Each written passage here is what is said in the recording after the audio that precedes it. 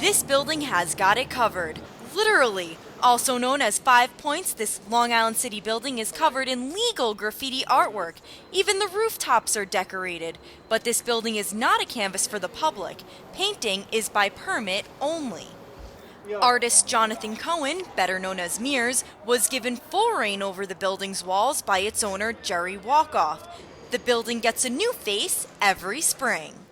My whole purpose of this place is you could paint here, you don't look over your shoulder, and you could hone your skill, you could push yourself, you could do a production that takes a week, or something that you can't do illegally, you can do that here.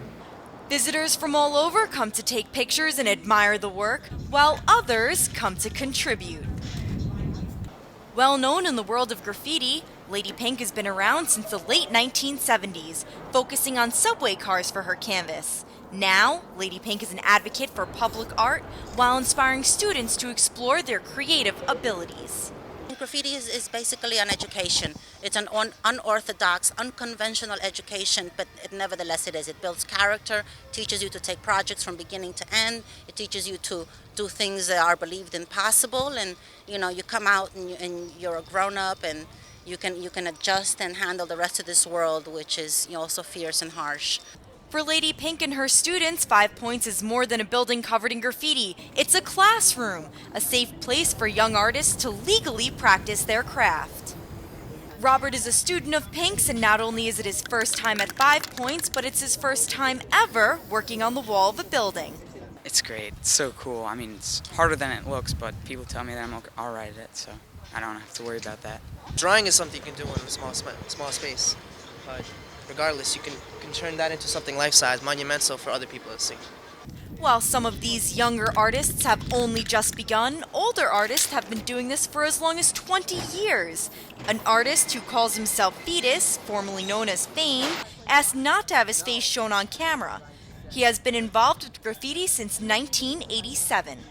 Yeah, 5 Pointz is cool. If you want to sit here and do murals all day, that's what it's for.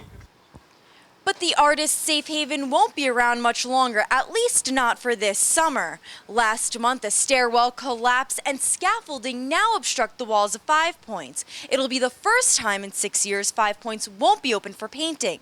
But Mears has high hopes for the future. When we come back, hopefully we could come back strong.